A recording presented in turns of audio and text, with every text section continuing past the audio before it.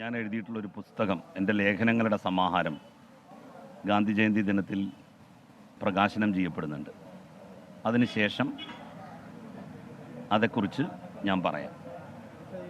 വേറൊരു വിഷയമുണ്ടല്ലോ, അതായത് അൻവർ ഇങ്ങനെ പ്രതികരിക്കുന്നു, പാർട്ടി അതിനെ വിലക്കിയിട്ട് വീണ്ടും പ്രതികരിക്കുന്നു എന്ന് പറയുന്ന സംഭവം ഇടതുപക്ഷ സംവിധാനത്തിൻ്റെ ഒരു അച്ചടക്കത്തെ തന്നെ ബാധിക്കുന്ന രീതിയിലുള്ള ഒരു സംഭവമാണെന്നാണ് അതിനെ CPM പറയുന്നത്. അല്ല, അങ്ങനെ അല്ലല്ലോ. ഞാനും അൻവറും ഒക്കെ സ്വതന്ത്ര MLA-മാരല്ലേ. അപ്പോൾ സ്വാഭാവികമായിട്ടും ഞങ്ങൾ പാർലമെൻ്ററി പാർട്ടിയിൽ അംഗങ്ങളാണ്. ആ ഒരു സ്വാതന്ത്ര്യം ഉപയോഗിച്ചുകൊണ്ടാവാം അൻവർ അങ്ങനെ സംസാരിച്ചിട്ടുണ്ടാവുക. പാർട്ടിയും അതിനെ ആ ഒരു രീതിയിലാണ് എടുത്തിട്ടുള്ളത് എന്നാണ് ഞാൻ പാർട്ടിയുടെ പ്രതികരണങ്ങളിൽ നിന്നും മനസ്സിലാക്കുന്നത്. PV അൻവർ പറഞ്ഞത് മുഖ്യമന്ത്രി അദ്ദേഹത്തെ ചതിച്ചു എന്നുള്ളതാണ് PV അൻവർ പറഞ്ഞത്. അതുകൊണ്ടാണ് ഇങ്ങനെ പരസ്യ പ്രസ്താവന ലംഘിച്ചു, അല്ലെങ്കിൽ ആ ഒരു ലംഘനം നടത്തിക്കൊണ്ട് അദ്ദേഹത്തിന് വീണ്ടും പരസ്യ പ്രസ്താവന നടത്തേണ്ടി വന്നതെന്നുള്ളതാണ് PV അൻവർ കഴിഞ്ഞ ദിവസം പറഞ്ഞത്. അല്ല, ഞാൻ പറഞ്ഞല്ലോ, അജിത് കുമാറിന് എതിരെ വരെ അദ്ദേഹം പറഞ്ഞ കാര്യങ്ങൾ, അതിനെ സംബന്ധിച്ച് യോജിപ്പാണ്. അത് ഞാൻ നേരത്തെ തന്നെ വ്യക്തമാക്കിയിട്ടുണ്ട്. പാർട്ടിയും ആ കാര്യത്തിൽ, പാർട്ടിക്കും ചില കാര്യങ്ങൾ അതിലുണ്ട് എന്നുള്ളതിൻ്റെ വെളിച്ചത്തിലാണ് ഗവൺമെൻറ്റും അത് അന്വേഷിക്കാൻ വേണ്ടിയിട്ടൊരു പ്രത്യേക സംവിധാനം ഉണ്ടാക്കിയത്. ആ അന്വേഷണം പുരോഗമിക്കുകയാണ്. അധികം വൈകാതെ തന്നെ, വിതിൻ 1 വീക്ക് അതിൻ്റെ ഒരു റിപ്പോർട്ടൊക്കെ പുറത്തു വരുമെന്നാണ് കരുതുന്നത്. അപ്പോൾ നമുക്കതിൻ്റെ ഒരു ആക്ച്വൽ അവസ്ഥ എന്താണ് എന്ന് മനസ്സിലാക്കാൻ വേണ്ടി കഴിയും. അതിനപ്പുറത്തേക്ക് അദ്ദേഹം പറഞ്ഞതിനോട് എൻ്റെ പ്രതികരണം എന്താണ് എന്നുള്ളത് ഞാൻ ഒക്ടോബർ 2 തീയതി ഉച്ചയ്ക്ക് ശേഷമോ അല്ലെങ്കിൽ ഉച്ചയ്ക്ക് മുമ്പോ നിങ്ങളോട് പറയാം. പൊളിറ്റിക്കൽ സെക്രട്ടറി P ശശിയെയും ADGP അജിത് കുമാറിനെയും സുജിദാസിനെയും ഒക്കെ സംരക്ഷിക്കുന്നത് മന്ത്രി മുഹമ്മദ് റിയാസിന് വേണ്ടിയാണ് എന്നുള്ളതാണ് അൻവർ ഇന്നലെ പറഞ്ഞത്. എങ്ങനെയാണ് അതിനെ നോക്കിക്കാണുന്നത്? അങ്ങനെ ഉണ്ടോ? എനിക്കങ്ങനെ തോന്നിയിട്ടില്ല. പോലീസിൽ വർഗീയവൽക്കരണം എന്ന് പറയുന്നത് കുറച്ച് കാലമായിട്ട് നടന്നുകൊണ്ടിരിക്കുകയാണ്. ഇപ്പം സെൻകുമാർ അദ്ദേഹത്തെ DGP ആക്കാൻ വളരെ ശക്തമായിട്ട് വിയോജിച്ചത് ആരാണ് എന്നുള്ളത് നമുക്കെല്ലാവർക്കും അറിയാം. സെൻകുമാറിന് വേണ്ടിയിട്ട് പിന്നെ സുപ്രീം കോടതിയിൽ കേസ് വാദിച്ചത് ആരാണെന്ന് നമുക്കറിയാം. എന്നിട്ട് ഇവിടെ DGP ആക്കി സുപ്രീം കോടതിയുടെ വിധിയുടെ അടിസ്ഥാനത്തിൽ നിയമിക്കാൻ നിർബന്ധിതമാവുകയാണ് ഉണ്ടായത്. അപ്പോൾ ആ ഒരു സാഹചര്യം പോലീസ് സേനയിൽ കഴിഞ്ഞ കുറച്ച് വർഷമായിട്ട് BJP കേന്ദ്രത്തിൽ അധികാരത്തിൽ വന്നതിന് ശേഷം നിലനിൽക്കുന്നുണ്ട്. അതൊരു വസ്തുതയാണ്, പ്രത്യേകിച്ച് IPS ഉദ്യോഗസ്ഥന്മാരിൽ.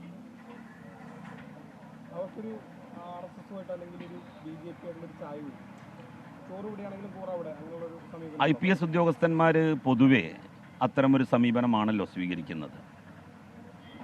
അതാരായാലും, എല്ലാ IPS ഉദ്യോഗസ്ഥന്മാരും എന്ന് ഞാൻ ഒരിക്കലും പറയില്ല. ഒരു വിഭാഗം IPS ഉദ്യോഗസ്ഥന്മാർ, അവരോട് അതൊരിക്കലും നമുക്ക് പറയാൻ വേണ്ടി കഴിയില്ല. കാരണം ഇടതുപക്ഷ പാർട്ടികൾ എക്കാലത്തും BJPക്ക് വിരുദ്ധമായ, RSSന് വിരുദ്ധമായിട്ടുള്ള നിലപാടാണ് സ്വീകരിച്ചു പോന്നിട്ടുള്ളത്. മുഖ്യമന്ത്രിയുടെ രീതി പറഞ്ഞാൽ അദ്ദേഹം ഒപ്പം നിൽക്കുന്നവർ അത്ര പെട്ടെന്ന് കൈവിട്ട് എവിടെയും കണ്ടിട്ടില്ല. ഇപ്പോൾ അൻവറിനെതിരെയാണെങ്കിലും ജലീലിനെതിരെയാണെങ്കിലും ഒക്കെ ആരോപണങ്ങൾ പലതും ഉയർന്നപ്പോൾ അദ്ദേഹം നിങ്ങളൊക്കെ ചേർത്ത് നിർത്തിയാണ്. അപ്പോൾ അങ്ങനെ ഒരാളെ അൻവർ ഇത്ര പെട്ടെന്ന് തള്ളി പറഞ്ഞത് ശരിയായി? അങ്ങനല്ല ഞാൻ പറയുന്നത്. ഈ ആരോപണങ്ങളായിരുന്നു. ഇപ്പോൾ എനിക്കെതിരെ എന്തൊക്കെ ആരോപണങ്ങൾ വന്നു. ഞാൻ സ്വർണം കടത്തി, നിങ്ങളൊക്കെ തന്നെയാണ് അതിൻ്റെ പ്രചാരകന്മാരായത്.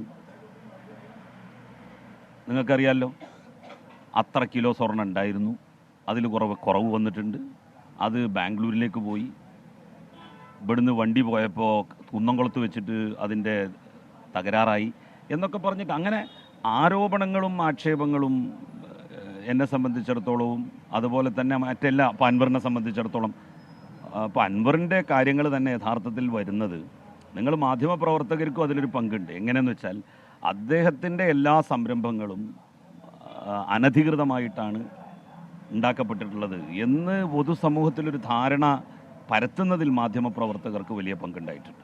കഴിഞ്ഞ ദിവസം മുഖ്യമന്ത്രി പോലും അദ്ദേഹത്തെ സംശയത്തിന് നിഴലിലാക്കി, മാധ്യമങ്ങളല്ലാതെ. അല്ല, ആദ്യം നിങ്ങളാക്കും, എന്നിട്ട് മറ്റുള്ളവരെ കൊണ്ട് അത് വിശ്വസിപ്പിക്കും.